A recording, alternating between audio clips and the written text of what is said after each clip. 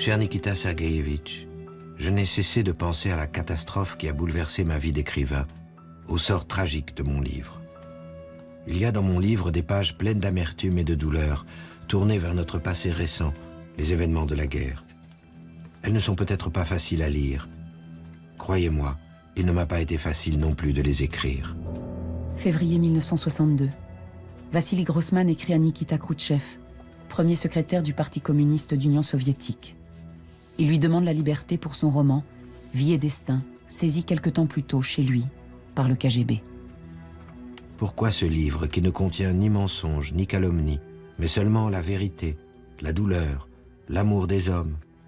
M'a-t-il été confisqué par des moyens de violence administrative? Pourquoi l'a-t-on séquestré comme s'il s'agissait d'un criminel, d'un assassin? Je vous prie de rendre la liberté à mon livre afin que je puisse en parler avec des éditeurs et non avec des agents du KGB. Dans cette immense fresque qui va marquer l'histoire de la littérature du XXe siècle, Vassili Grossman écrit le dévoiement des idéaux de la révolution de 1917, les totalitarismes de Staline et d'Hitler, l'extermination des Juifs, Stalingrad et le fracas de la Seconde Guerre mondiale. Un roman qui définit la liberté comme idéal suprême, un roman dangereux pour le Kremlin et qui va connaître un destin exceptionnel. Ma liberté physique n'a aucun sens, elle n'est que mensonge, car le livre auquel j'ai consacré ma vie se trouve, lui, emprisonné. Je vous prie de rendre la liberté à mon livre.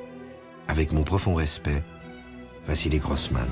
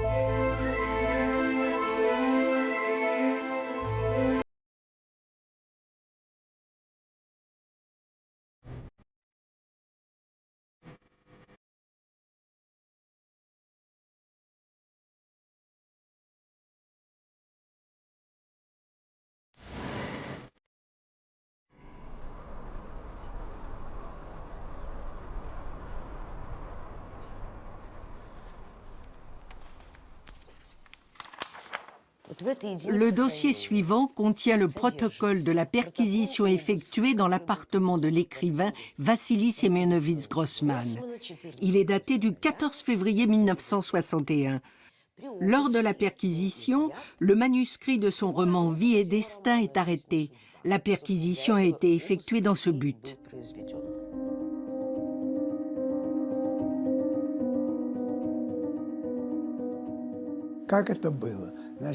Comment est-ce que ça s'est passé?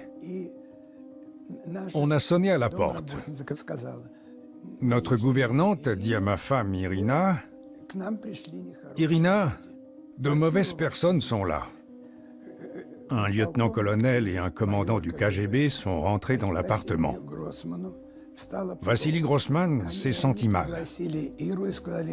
Ils ont appelé Irina et lui ont dit « Il se sent mal. Donnez-lui un médicament. » Ils l'ont emmené avec eux pour récupérer le roman. Irina était très inquiète et pensait qu'il ne reviendrait pas. Elle s'est approchée, lui a serré la main, a dit quelques mots gentils, et à ce moment-là, il avait les larmes aux yeux.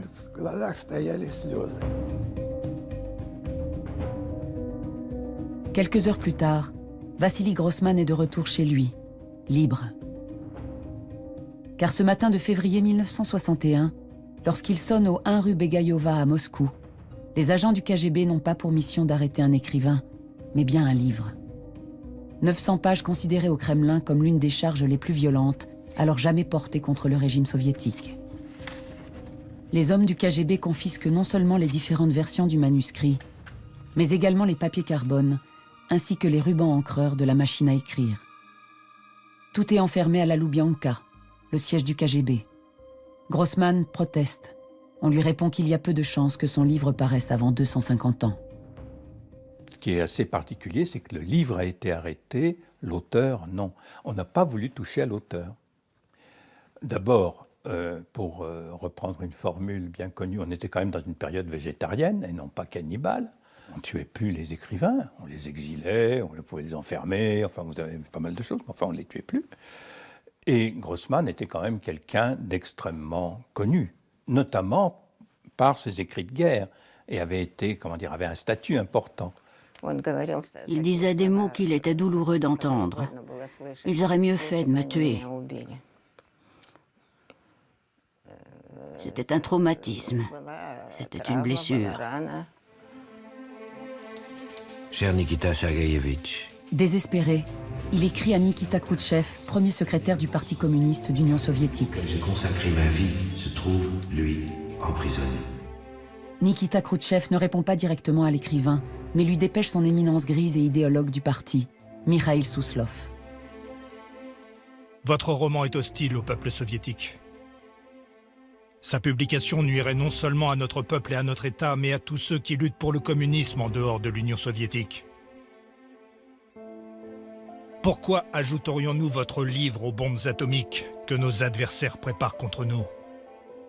Vie et destin, une bombe donc, que Souslov pense avoir définitivement enterrée. Grossman ne survivra pas longtemps à l'arrestation de son livre. Il meurt le 14 septembre 1964 des suites d'un cancer.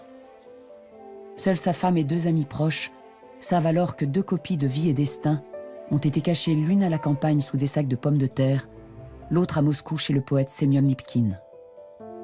Il faudra tout le courage d'un réseau de dissidents, parmi lesquels le physicien Andreï Sakharov, sa femme Elena Bonner et l'écrivain Vladimir Voïnovitch, pour permettre à une copie du manuscrit de Vassili Grossman de passer à l'Ouest. Vladimir Dmitrievitch, vous êtes éditeur à Lausanne, où vous avez fondé les très précieuses éditions L'Âge d'Homme. Vous avez publié le roman du soviétique Vassili Grossman, qui est un des événements de l'édition française dans cette rentrée. Ce roman s'intitule Vie et destin. C'est un énorme, donc un très beau roman, dont le manuscrit terminé en 1960 avait été saisi par le KGB. J'ai lu le livre, j'en ai été absolument stupéfait, comme vraiment très peu de livres m'ont stupéfait. Et j'ai donc écrit un assez long article qui portait ce titre un peu emphatique, mais à l'époque j'étais volontiers emphatique. Et de toute façon, c'est un livre, non pas qu'il porte à l'emphase, mais enfin c'est une telle épopée, et comme ça, donc le titre de l'article c'était Grossman, un titan au cœur des ténèbres. Pour moi, c'est un des monuments du XXe siècle. Lorsque dans les années 50, on demande à Vassili Grossman comment il va appeler son grand œuvre, il répond « Comme nous l'enseigne la tradition russe, mon titre sera composé de 2 substantifs reliés par la conjonction de coordination « et ». Il pense à Crime et Châtiment de Dostoïevski, mais plus encore à Guerre et Paix de Tolstoï. Car c'est bien ce dernier qui lui sert de modèle.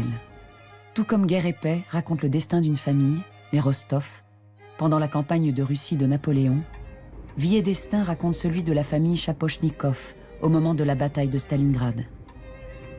Comme Tolstoï, il mêle personnages fictifs et historiques, scènes sur le front et vie à l'arrière, sens du détail et digression philosophique.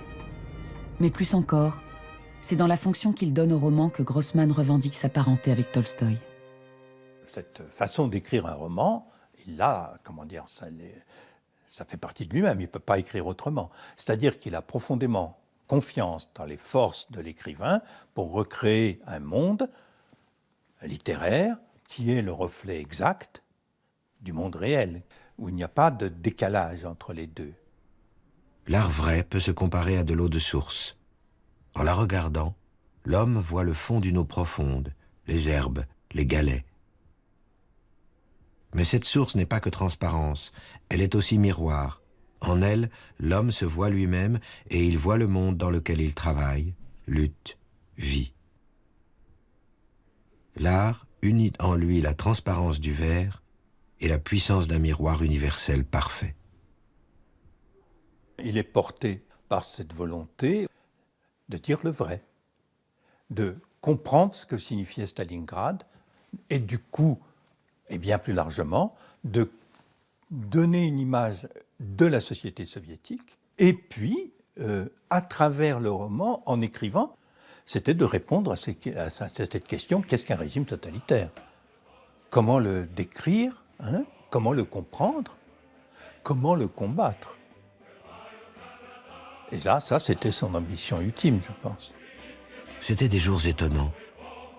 Krimov avait l'impression que l'histoire avait quitté les pages des livres pour se mêler à la vie. Il ressentait de façon exacerbée la couleur du ciel et les nuages de Stalingrad.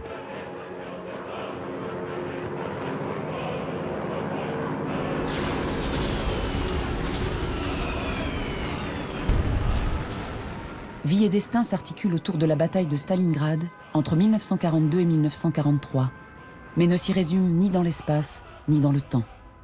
Les paysages qu'il embrasse sont vastes. Les hommes et femmes auxquels il s'attache sont nombreux et divers, russes pour la plupart, allemands pour certains.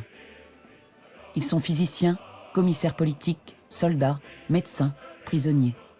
Ils vivent ou survivent dans les ruines de Stalingrad, les chantiers du Goulag, dans les plaines Kalmouk ou les ghettos d'Ukraine. Un livre écrit à hauteur d'homme, où chacun a droit à l'attention de l'écrivain. C'est toujours du concret, de l'incarné, du charnel de l'individu, quoi, dans Grossman. Quand le colonel, là, Novikov, il voit sortir son régiment de chars, ils vont vers Stalingrad, il sort d'une forêt où ils étaient stationnés, et il regarde passer les chars un à un. Et pourtant, un régiment de chars, c'est pas ce qu'on peut imaginer comme plus représentatif de l'individu. Et justement, si, il dit, voilà, il regarde les types qui sont sur la tourelle de leurs chars, là, et il dit, chacun avait forcément une pensée différente. Un tankiste chantonne. Un autre, les yeux mi-clos, est plein d'effroi et de pressentiments funestes. Le troisième pense à sa maison. Le quatrième mâche du pain et du saucisson et pense à son saucisson. Le cinquième, la bouche ouverte, cherche à identifier un oiseau sur un arbre. Il croit reconnaître une huppe. Le sixième se demande avec inquiétude s'il n'a pas vexé son copain la veille en lui répondant grossièrement. Le septième, plein de colère fielleuse et de rancune, rêve de casser la gueule de son ennemi, le chef du T-34 qui roule devant lui. Le huitième compose un poème, Les adieux à la forêt automnale. Ce qui aussi en fait un livre beaucoup plus bouleversant que beaucoup d'autres, c'est que cette révélation de ce qu'est le totalitarisme n'est pas donnée d'un seul coup. Et comme Grossman lui-même ne l'a pas compris tout de suite, il a été d'abord un bon écrivain soviétique. C'est le résultat d'une évolution bouleversante, enfin bouleversante pour lui, mais pour nous aussi, si on a un peu d'empathie. Bon. Né en 1905 à Berditchev, en Ukraine, dans une famille de la bourgeoisie juive assimilée, Vassili Grossman est le fils d'un ingénieur et d'une professeure de français. Il passe une partie de son enfance en Suisse, puis étudie la chimie à l'université de Moscou, avant de devenir ingénieur.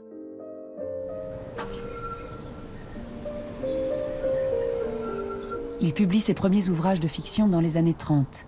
L'écrivain croit alors avec sincérité dans la force émancipatrice de la Révolution, et ses écrits s'inscrivent parfaitement dans la ligne idéologique du parti. Après l'écriture du roman dans la ville de Berditchev, Maxime Gorky l'a fait venir à sa datcha et lui a dit « Arrêtez votre métier d'ingénieur, devenez écrivain professionnel. »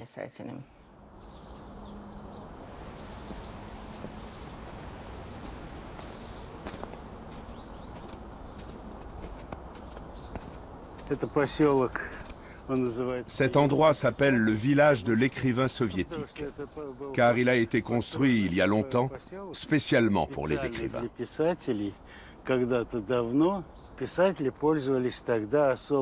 À cette époque, les écrivains étaient respectés et bénéficiaient de l'attention du pouvoir, car leur rôle était de glorifier l'État soviétique. J'ai écrit un récit qui s'appelle La Chapka. J'y raconte comment les écrivains les plus appréciés par le régime ont droit à des chapkas à base de fourrure de rat musqué ou de biche, d'autres à de la fourrure de loup ou de mouton. Et pour les écrivains considérés comme mineurs, on leur donne de la fourrure de lapin. Mon personnage n'a droit qu'à une fourrure de chat. Voilà.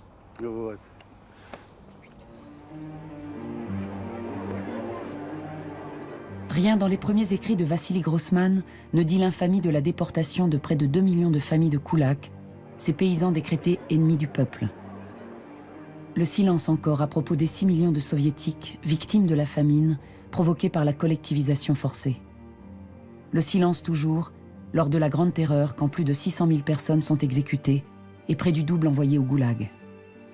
L'écrivain est pourtant touché dans son cercle proche. En 1937, lors des procès de Moscou, il signe, en compagnie de nombreux écrivains, une lettre condamnant les anciens compagnons de route de Lénine, accusés de conspiration anti-soviétique. Son engagement du côté de la révolution, du côté de la construction de l'Union soviétique, du nouveau régime, faisait qu'il fermait les yeux sur ce qui entachait cette image. Nous qui n'avons jamais été confrontés aux purges, aux horreurs du stalinisme, particulièrement durant cette période qui va de 1936 à 1938, nous ne pouvons pas comprendre ce que c'était. Il aurait été broyé s'il n'avait pas signé cette lettre condamnant les anciens bolcheviks pendant les grands procès de 1937. Donc il n'a vraiment pas eu le choix. Sa signature pendant les procès de Moscou, son silence lors de l'arrestation de ses proches vont peser lourd sur la conscience de Vassili Grossman. On en trouve l'écho dans Vie et Destin. L'un des personnages principaux, le commissaire politique Krimov, bolchevique de la première heure, s'interroge ainsi sur sa complicité pendant la Grande Terreur. Pourquoi avoue-t-il? Et pourquoi est-ce que je me tais? Car je me tais, se répétait-il. Je n'ai pas la force de dire « Je doute que Boukharine soit un saboteur, un assassin, un provocateur ». Au moment du vote, j'ai levé la main et puis j'ai signé. Ensuite, j'ai même fait un discours, rédigé un article. Et je crois moi-même à ma sincérité. Mais dans ces moments-là, où sont mes doutes, mon désarroi? Qu'est-ce que ça veut dire? Serais-je un homme à deux consciences? Ou y aurait-il en moi deux hommes avec chacun sa conscience? Comment le comprendre? Pour Grossman, il y avait encore un potentiel au départ dans la Révolution. Mais le chemin qu'elle a pris, les hommes qui l'ont assuré, ont conduit la Révolution vers la dictature sanguinaire de Staline. Que le nazisme soit le mal absolu, comment dire, dès le départ, dès l'œuf, pour lui est évident. Là, son objet est quand même un petit peu différent. C'est pourquoi des gens qui ont pu croire à la Révolution comme émancipation ont fait ce qu'ils ont fait finalement.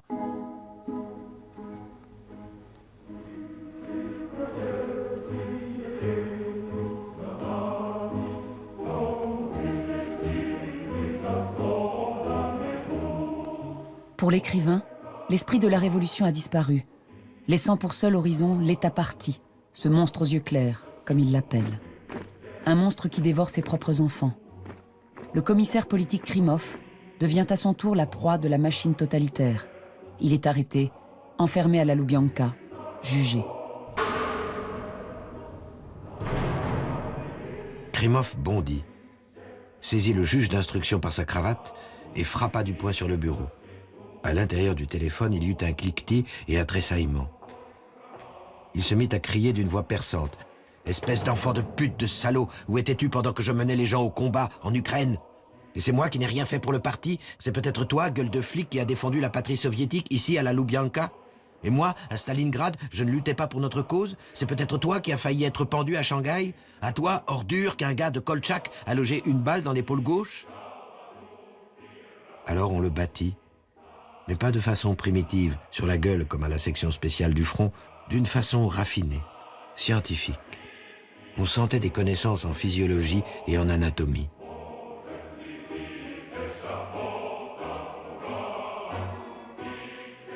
Par la voix de ces personnages, Grossman s'interroge sur la filiation entre léninisme et stalinisme. La révolution a-t-elle été dévoyée par quelques-uns, ou contenait-elle en elle les germes du totalitarisme? Moi, ce que j'ai lu, en tout cas, parce que c'est ce que je crois aussi, c'est que c'est en germe, et même un peu plus qu'en germe, chez Lénine. Les camps commencent sous Lénine, bien sûr. La persécution des intellectuels, etc., commence sous Lénine. Staline n'est pas pleinement déjà dans Lénine. Mais Lénine permet pleinement un Staline, ce qui n'est pas tout à fait la même chose. C'est tout l'objet de la conversation entre deux vieux bolcheviks déportés au goulag. Jamais rien, aucun repentir ne pourra expier ce que nous avons fait. Nous n'avons pas compris ce qu'est la liberté. Nous l'avons écrasée. Marx aussi l'a sous-estimée. Elle est la base et le sens. Elle est l'infrastructure des infrastructures. Sans liberté, il n'y a pas de révolution prolétarienne. Ce qui est magnifique, et ce qui est proprement, oui, je trouve, bouleversant dans le cas de Grossman, c'est que justement ces expériences l'instruisent. Et que ces expériences sont des drames moraux, des drames philosophiques, mais qui le font changer. Malheureusement, beaucoup de gens ne changent jamais. La capacité à remettre en cause les idées dans lesquelles on a vécu, enfin, c'est une chose très rare, c'est une chose qu'on admire, je sais pas, que j'admire moi chez Bernanos. Bon, voilà, Bernanos, oui, mais il a beau être un catholique et un catholique d'extrême droite, quand il voit comment se comporte l'Église d'Espagne, il écrit Les grands cimetières sous la lune. Ça a été un cheminement, qu'il décrit d'ailleurs, parce que c'est sortir de cette carapace de conviction, parce que tout ce qui l'entoure fait sens, va dans ce sens-là. Et donc s'en sortir a été, je pense, un long travail, difficile, avec des découvertes progressives, des libérations progressives, des courages de dire des choses qui avant semblaient indicibles, impensables, non seulement indicibles, mais impensables.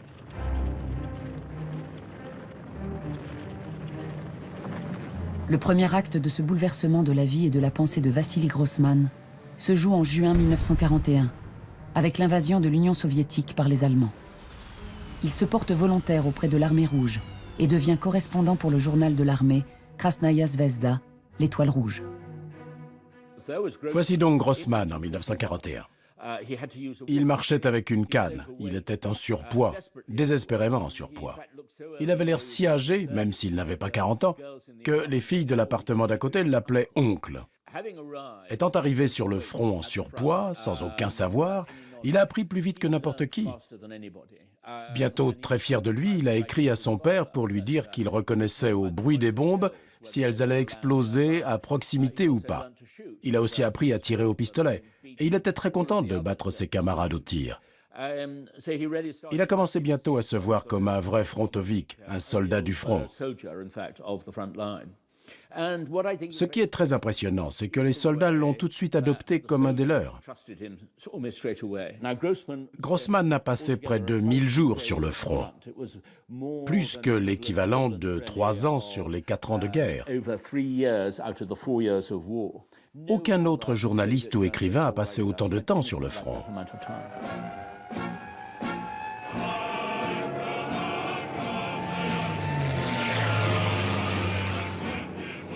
En août 1942, il rejoint Stalingrad, la ville martyre. Quand il écrira Vie et destin dans les années 50, l'écrivain assis à son bureau moscovite se souviendra du journaliste de l'Étoile rouge. La langue est précise et documentée. C'est celle de ses carnets de notes remplis sur le front de Stalingrad. Elle dit le quotidien de la guerre sur les deux rives de la Volga avec un sens du détail, de l'observation et un souci de vérité qui lui vaudront le respect des frontoviques, les soldats du front.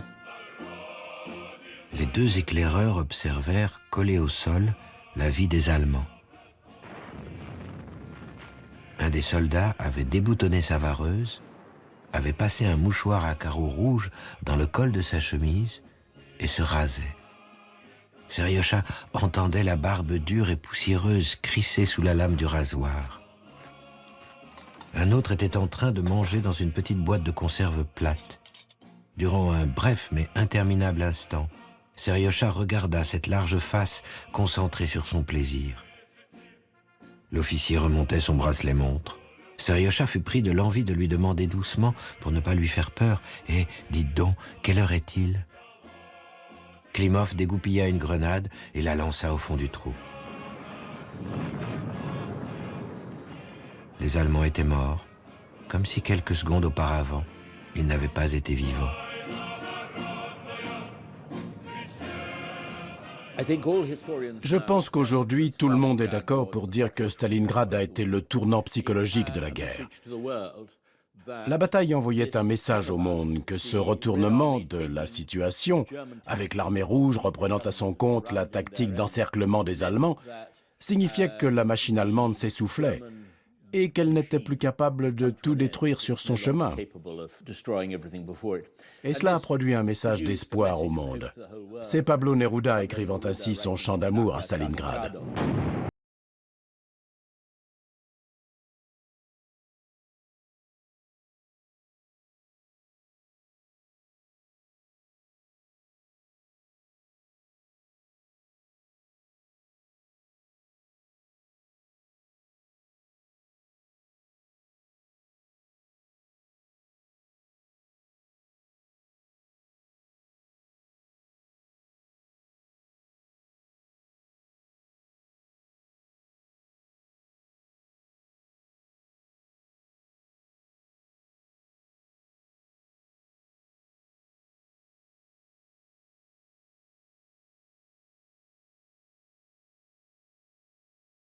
Ces assez nombreux Russes qui ont cru que les sacrifices immenses déployés pendant la guerre, l'héroïsme du peuple, vaudrait à ce peuple une certaine liberté après. Bon, et il a constaté que non, pas du tout. Je veux dire, Staline, ça continuait après comme avant.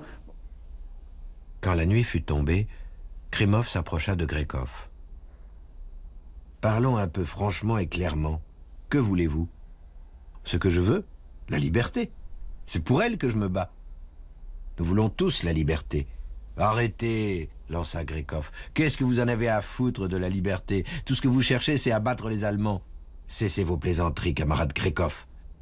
Dites-moi plutôt comment se fait-il que vous tolériez que certains soldats expriment des opinions politiques erronées? Qu'est-ce qui vous prend? Vous voulez peut-être changer le cours de l'histoire?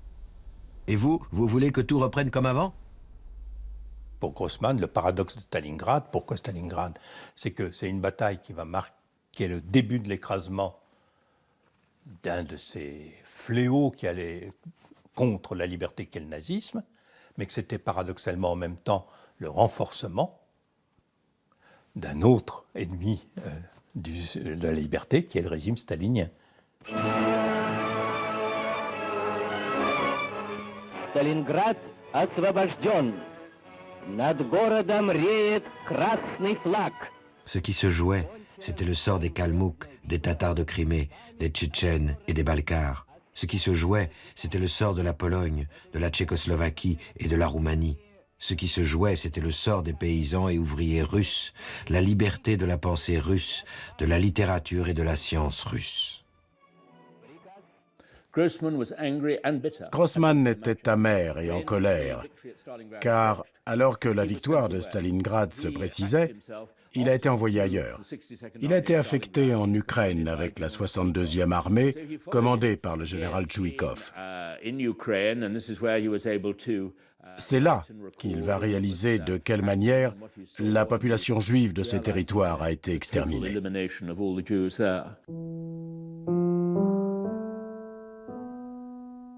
Il pénètre à Kiev en novembre 1944 et découvre comment les Allemands ont assassiné toute la population juive de la ville. 34 000 personnes tuées en 2 jours dans les ravins de Babi Yar. Berdichev, où il est né et où habitait sa mère, n'est qu'à quelques kilomètres de là. Il écrit à son père: « Je vais aujourd'hui à Berdichev. J'ai sur le cœur un poids affreux. » Il apprend de la bouche des rares survivants dans quelles conditions sa mère et les 30 000 juifs de la ville ont été abattus le 15 septembre 1941. Je suis sûre, Vitya, que cette lettre te parviendra, bien que je sois derrière la ligne du front et derrière les barbelés du ghetto juif. Je ne recevrai pas ta réponse, car je ne serai plus de ce monde. Je veux que tu saches ce qu'ont été mes derniers jours. Il me sera plus facile de quitter la vie à cette idée. Il est difficile, Vitya, de comprendre réellement les hommes. Les Allemands sont entrés dans la ville le 7 juillet. Le terrible destin d'Ekaterina Grossman s'incarnera dans le roman dans le personnage d'Anna Strum. Quelques jours avant d'être assassinée par les Einsatzgruppen, elle écrit à son fils une dernière lettre. Ce même matin, on m'a rappelé ce que j'avais eu le temps d'oublier pendant les années de pouvoir soviétique. J'étais une juive. Des Allemands passaient dans des camions en criant « Juden kaputt ». Ce qu'il décrit, c'est la mort de sa mère, lorsqu'il donne tous ces détails, comment on les transportait, comment on les emmenait jusqu'à l'ancien aéroport. En 1939 et en 1940, elle venait nous rendre visite, elle habitait avec nous. Et je pouvais voir à quel point leur relation était réellement tendre, très proche. C'était un grand amour, tout simplement énorme. Nous avons appris aujourd'hui d'un paysan ami qui passait à côté des barbelés que les Juifs qu'on avait emmenés arracher des pommes de terre sont en train de creuser de profondes tranchées près de l'aérodrome, sur la route de Romanovka. Retiens ce nom, Vitya. C'est là que tu trouveras la fosse commune où sera enterrée ta mère. Comme pour le personnage de Victor Strum dans le roman, le moment déterminant pour Grossman, c'est la mort de sa mère à Berdichev. L'idée qu'il aurait pu aller la chercher, la sauver, est une douleur coupable avec laquelle il a vécu jusqu'à la fin de sa vie. Mais personne ne pouvait prévoir la vitesse à laquelle les Allemands allaient avancer pendant les 2 premiers mois de la guerre germano-soviétique.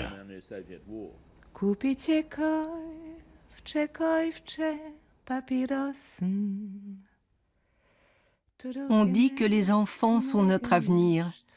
Mais que peut-on dire de ces enfants-là? Ils ne deviendront pas musiciens, cordonniers, tailleurs. Et je me suis représenté très clairement cette nuit comment ce monde bruyant de papas barbus et affairés, de grand-mères grognons, créatrices de gâteaux au miel et de coudois farcis, ce monde aux rituels de mariage compliqués, ce monde de proverbes et des jours de Shabbat, je me suis représenté comment ce monde disparaîtrait à jamais sous terre. Après la guerre, la vie reprendra et nous ne serons plus là. Nous aurons disparu comme ont disparu les Aztèques.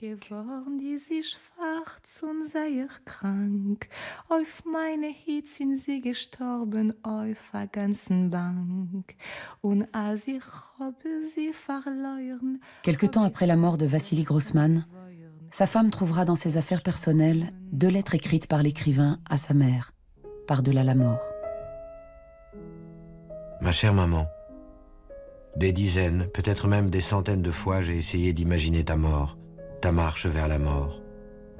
J'ai essayé de visualiser l'homme qui t'a tué.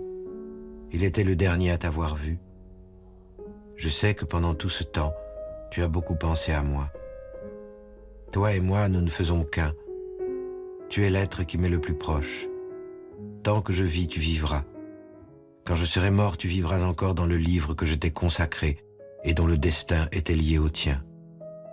Ces 10 dernières années, en travaillant, j'ai pensé à toi sans discontinuer.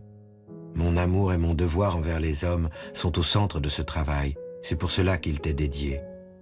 Tu représentes pour moi l'humain par excellence, et ton terrible destin est celui de l'humanité en des temps inhumains.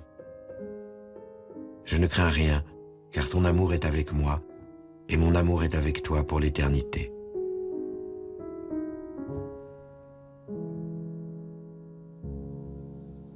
Après l'Ukraine, l'écrivain continue sa progression avec l'Armée rouge. Il est l'un des premiers journalistes à entrer dans le camp de Treblinka. Il recueille des témoignages et écrit un essai, L'enfer de Treblinka, qui figurera parmi les pièces officielles du procès de Nuremberg.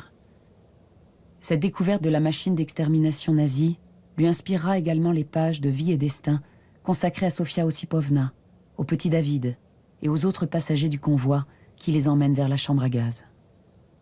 Ça, c'est extrêmement important dans la poétique de Grossman, c'est qu'il prend plusieurs de ces personnages dans le train et va développer ce qu'ils ont été. Je ne sais pas si vous vous souvenez de ce comptable qui est enrôlé comme Brenner, comme brûleur des cadavres, et qui, tout le temps, compte combien on en a tué. Et chaque fois, il dit ce sont des personnes, alors que leur officier allemand dit ce sont des figures pour éluder les choses. L'odeur de la forêt disparaît brutalement. Les soldats de l'escorte rient et se bouchent le nez. Le Scharführer s'écarte en jurant. Les Brenner laissent leurs pelles, prennent les crochets, s'entourent le nez et la bouche de chiffon.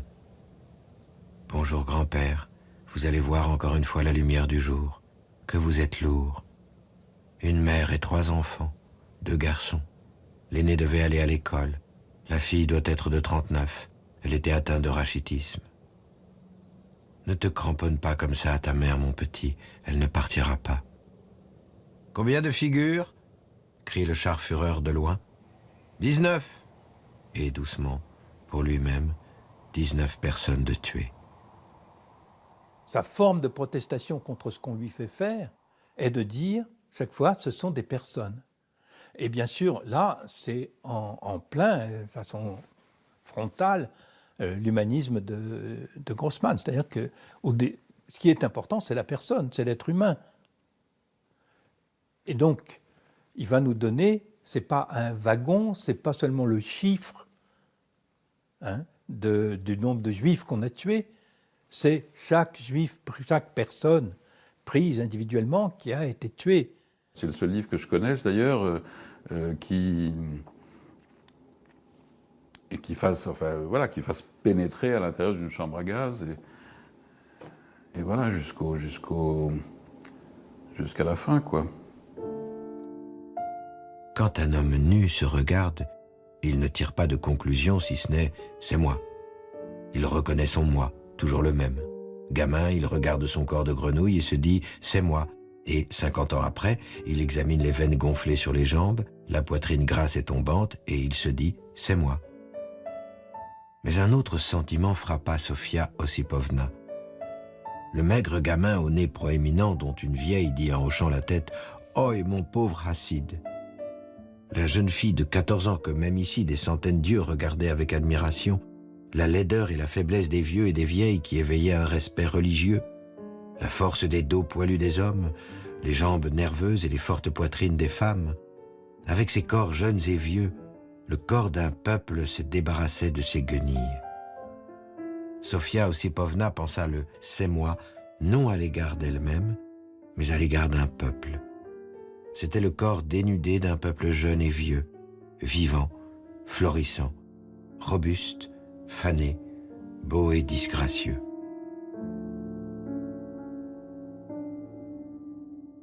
Donc, il va découvrir, en même temps, puisque c'était un juif parfaitement assimilé, pour qui le problème n'existait pas d'être juif ou pas. Je veux dire, il était un homme de culture russe et vivant en Union soviétique, point. Comme beaucoup d'autres, je veux dire, ce n'est pas du tout un cas exceptionnel, loin de là. Devant cela, donc devant cette extermination, bien sûr, il commence à se repenser en tant que juif. Je ne me suis jamais sentie juive, écrit Anna Strum dans sa dernière lettre à son fils. Et pourtant, en ces jours terribles, mon cœur s'est empli d'une tendresse maternelle pour le peuple juif. La redécouverte de sa judéité va se heurter de plein fouet à l'antisémitisme qui se développe alors au plus haut sommet de l'État et qui va atteindre son apogée pendant la campagne anticosmopolite. L'évocation de l'Holocauste est pratiquement, pas totalement, mais enfin est pratiquement interdite dans les années 50. L'explication officielle, si l'on veut, de ce silence c'est que ça serait faire preuve de nationalisme que de mettre en avant le destiné d'une des composantes de la société soviétique. Et donc ce sont les soviétiques, globalement, qui ont souffert de l'occupation nazie. Donc il y a un silence quasiment total, pas tout à fait, mais enfin quasiment total, sur l'Holocauste dans sa spécificité. Ça nous amène au destin d'un livre auquel Grossman a beaucoup participé, dans lequel il a mis beaucoup de lui-même, à savoir le livre noir, qui devait retracer, décrire le sort fait aux Juifs sur les territoires occupés par l'occupant nazi. Livre qui devait être composé de témoignages réécrits, etc., que Ehrenburg lui-même devait faire. Et c'était le comité juif antifasciste qui en était le maître d'œuvre. Et quand commence la campagne anti-cosmopolite, on tue le dirigeant de ce comité qui est le grand acteur et metteur en scène Michoels. Et on réduit peu à peu le livre et finalement il ne sera pas publié. Donc Grossman s'est heurté en plein avec cet interdit, puisque son travail a été là interdit. L'impossibilité de dire au monde l'extermination des Juifs, l'assassinat de sa mère et la confiscation de la victoire de Stalingrad par le tyran agissent comme de puissants révélateurs. L'écrivain socialiste cède la place à l'un des témoins les plus lucides du XXe siècle. Grossman dit à son ami Lipkin, en citant Tchekhov, « Il est temps de se débarrasser de l'esclave qui est en nous. » Cette libération s'effectue entre les 2 tomes de sa dilogie consacrée à Stalingrad. Pour une juste cause, le premier tome, se situe encore dans la littérature acceptable pour le régime. Le 2e tome, Vie et destin, est achevé en 1960. Le totalitarisme, la découlakisation, l'assassinat de la liberté, la terreur. Tout ce qui la tue jusqu'alors, il l'écrit dans Vie et destin. Une des propriétés les plus extraordinaires de la nature humaine qu'ait révélée cette période est la soumission. Et ce ne furent pas des dizaines de milliers, ni même des dizaines de millions, mais d'énormes masses humaines qui assistèrent sans broncher à l'extermination des innocents. Ils ne furent pas seulement des témoins résignés. Quand il le fallait, ils votaient pour l'extermination. Ils marquaient d'un murmure approbateur leur accord avec les assassinats collectifs. Cette soumission nous révèle l'existence d'un nouveau et effroyable moyen d'action sur les hommes. La violence et la contrainte exercées par les systèmes sociaux totalitaires ont été capables de paralyser dans des continents entiers l'esprit de l'homme.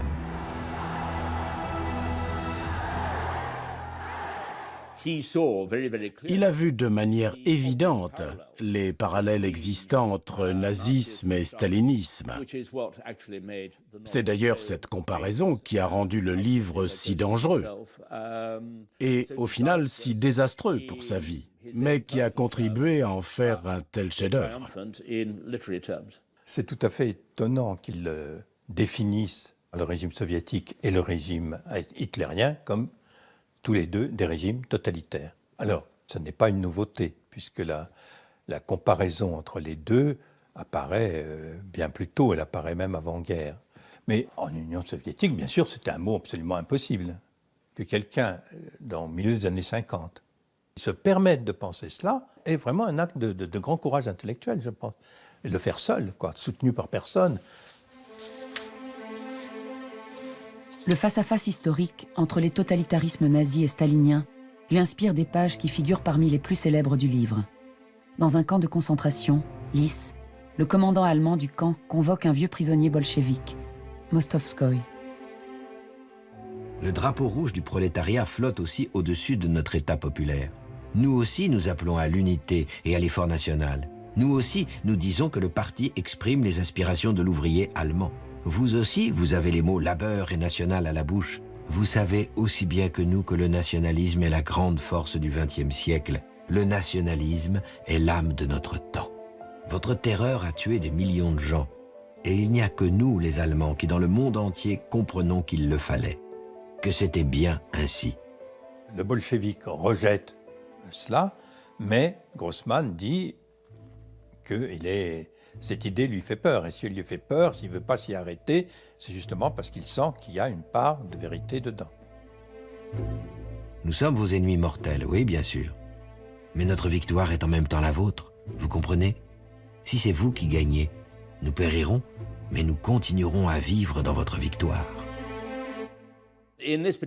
Dans cette conversation, on comprend de manière très claire le point de vue de Grossman.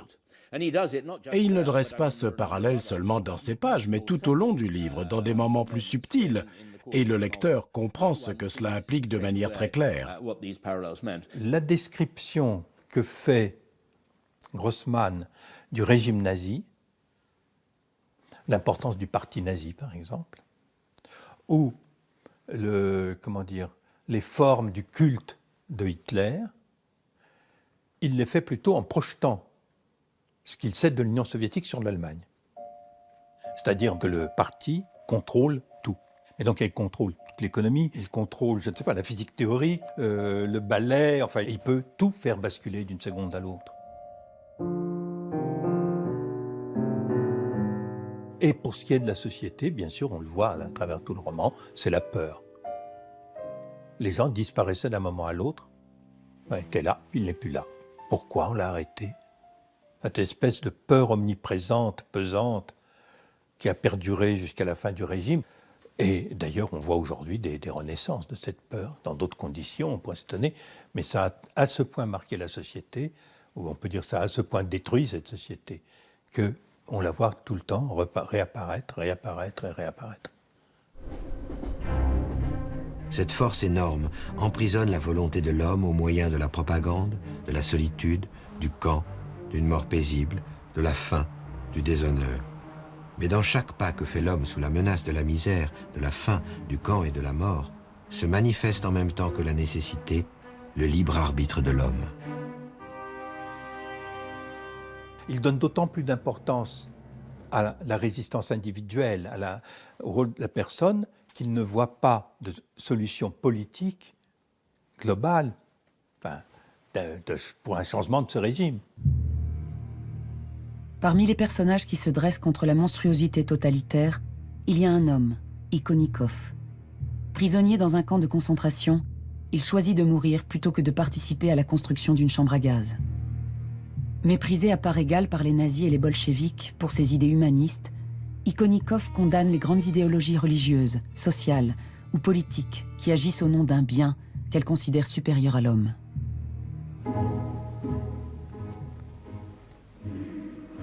J'ai pu voir en action la force implacable de l'idée de bien social qui est née dans notre pays. Je l'ai vu au cours de la collectivisation totale. Je l'ai vu encore une fois en 1937. J'ai vu qu'au nom d'une idée du bien aussi belle et humaine que celle du christianisme, on exterminait les gens. J'ai vu des villages entiers mourant de faim. J'ai vu en Sibérie des enfants de déportés mourant de froid dans la neige. J'ai vu les convois qui emmenaient en Sibérie des centaines et des milliers de gens dont on avait dit qu'ils étaient les ennemis de la grande et lumineuse idée du bien social. Cette grande et belle idée tuait sans pitié les uns, brisait la vie des autres. Elle séparait les femmes et les maris. Elle arrachait les pères à leurs enfants. Pour Grossman, la seule solution pour l'individu pris au piège du totalitarisme est de s'accrocher à son humanité et à son individualité autant qu'il le peut.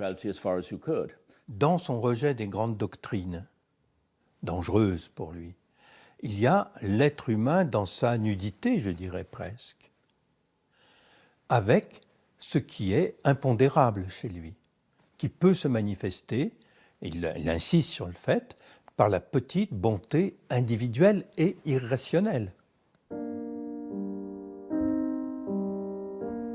C'est ainsi qu'il existe, à côté de ce grand bien si terrible, la bonté humaine dans la vie de tous les jours.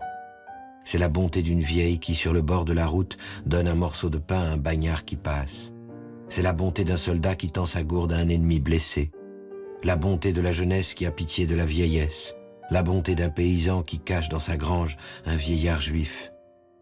Cette bonté privée d'un individu à l'égard d'un autre individu est une bonté sans témoin, une petite bonté sans idéologie. On pourrait la qualifier de bonté sans pensée. La bonté des hommes hors du bien religieux ou social. Elle est, cette bonté folle, ce qu'il y a d'humain en l'homme. C'est aussi simple que ça, c'est qu'on peut être bon. Et que dès lors qu'on est bon, qu'on a le courage d'être bon, eh bien, on n'est pas écrasé par la machine totalitaire, on n'est pas domestiqué complètement. Voilà. Moi, je trouve cette leçon grande. Plus les ténèbres du fascisme s'ouvrent devant moi, plus je vois clairement que l'humain continue invinciblement à vivre en l'homme, même au bord de la fosse sanglante, même à l'entrée de la chambre à gaz. J'ai trempé ma foi dans l'enfer. Si encore maintenant l'humain n'a pas été tué en l'homme, alors jamais le mal ne vaincra. C'est un livre très optimiste, curieusement, alors qu'il se déroule sur un fond si atroce. Voilà, il existe toujours la possibilité d'être un homme libre. Mais en même temps, ça me gêne un peu de parler de tout ça parce qu'il ne donne pas de leçons, quoi, Grossman. Il ne prêche pas, c'est pas démonstratif. Et c'est pour ça que c'est un grand roman aussi, parce que voilà, c'est pas un roman édifiant. Pour Vassili Grossman, tout système qui ne place pas l'homme au cœur de ses préoccupations est amené tôt ou tard à le broyer. Et ici, ce n'est plus la prose de Tolstoï qui l'inspire, mais l'humanisme d'une autre grande plume russe, Anton Tchekhov. Tchekhov a fait entrer dans nos consciences toute la Russie dans son énormité. Des hommes de toutes les classes, de toutes les couches sociales, de tous les âges. Mais ce n'est pas tout. Il a introduit ces millions de gens en démocrates. Comprenez-vous, en démocrates russes. Qu'a dit Tchekhov? Que Dieu se mette au second plan. Que se mettent au second plan les grandes idées progressistes, comme on les appelle. Commençons par l'homme. Soyons bons, soyons attentifs à l'égard de l'homme quel qu'il soit. Évêque, moujik, industriel, millionnaire, forçat de Sakhaline, serveur dans un restaurant. Commençons par aimer, respecter, plaindre l'homme. Sans cela, rien ne marchera jamais chez nous. Et cela s'appelle la démocratie du peuple russe, une démocratie qui n'a pas vu le jour. En 1000 ans, l'homme russe a vu de tout, la grandeur et la super-grandeur. Mais il n'a jamais vu une chose, la démocratie.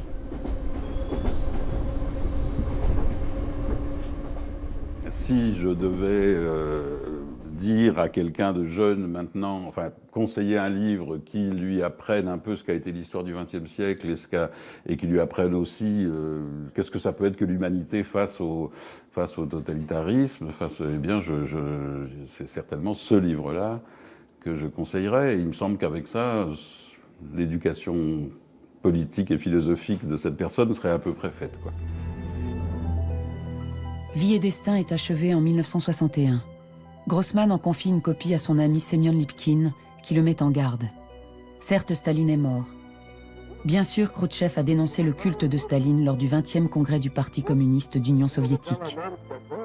Mais il se trompe lourdement s'il pense que le climat politique a assez changé pour permettre la parution de son livre. Ignorant les avertissements de son ami, il confie son manuscrit à la revue Znamia. Le rédacteur en chef, effrayé par son contenu, s'empresse de le transmettre à la section culturelle du comité central du parti. Peu de temps après, 2 officiers du KGB se présentent chez l'écrivain. Après la confiscation du roman, certaines connaissances ont cessé de le saluer, au point pour quelques-uns d'entre eux de changer de trottoir lorsqu'ils le croisaient dans la rue. Et les appels ont cessé. L'imagination, en tout cas, de ces 3 dernières années, où il a un cancer, où il souffre énormément, où il est abandonné par tout le monde, il est un paria, et il a perdu, et sans doute croit-il définitivement, au fond, ce qui justifie sa vie. Je ne connais pas de passion au sens de la passion du Christ, de passion d'écrivain plus terrible que cela, quoi. Semyon Lipkin fait partie des quelques amis qui demeurent aux côtés de l'écrivain jusqu'à sa mort, le 14 septembre 1964, à l'âge de 58 ans. Pendant 10 ans, il conserve précieusement chez lui le manuscrit que lui avait confié l'écrivain.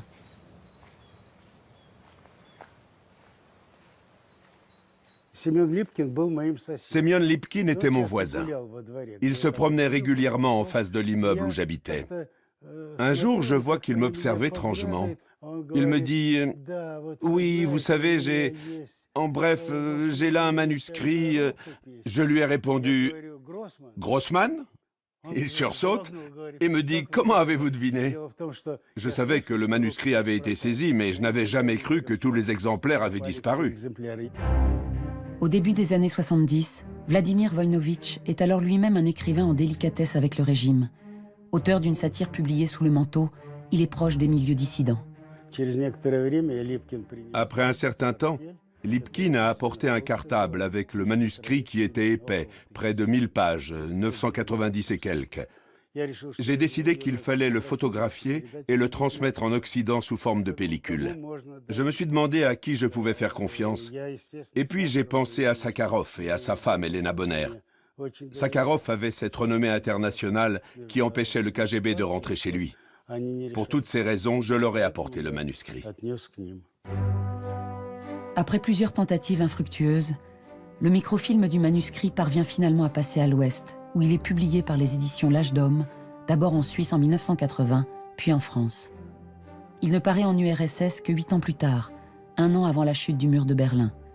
Enfin, en juillet 2013, les services secrets remettent aux archives russes le manuscrit original de Vie et Destin, confisqué 50 ans plus tôt, un matin de février chez Vassili Grossman.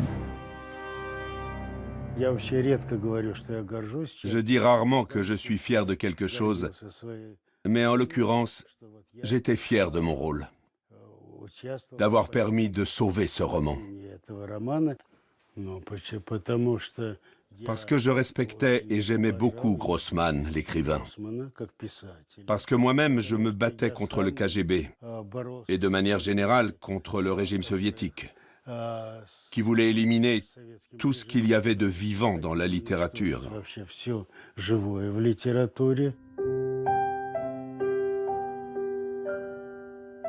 En octobre 1959, sur les bords de la mer Noire, alors qu'il mettait le point final à Vie et Destin, Vassili Grossman écrivait à Semyon Lipkin. Voilà qu'il est temps de dire adieu à des hommes et à des femmes auxquels j'ai été quotidiennement lié pendant 16 ans. Je vais arriver à Moscou, lirai le manuscrit de bout en bout pour la première fois. Je ne ressens pas de joie, d'exaltation, d'émotion, mais j'éprouve un sentiment fait d'inquiétude et de préoccupation qui est profond, bien qu'imprécis. Ai-je raison? C'est la première question essentielle. Ai-je raison devant les hommes et donc devant Dieu? En second lieu, nos affaires d'écrivain, m'en suis-je bien tiré? Et enfin, quelle sera la voie, le destin de mon livre? Mais là, à ce moment précis, je sens avec une acuité particulière que ce troisième point, le destin du livre, est en train de s'éloigner de moi. Il se réalisera à part moi, en dehors de moi. Je pourrais même ne plus être en vie.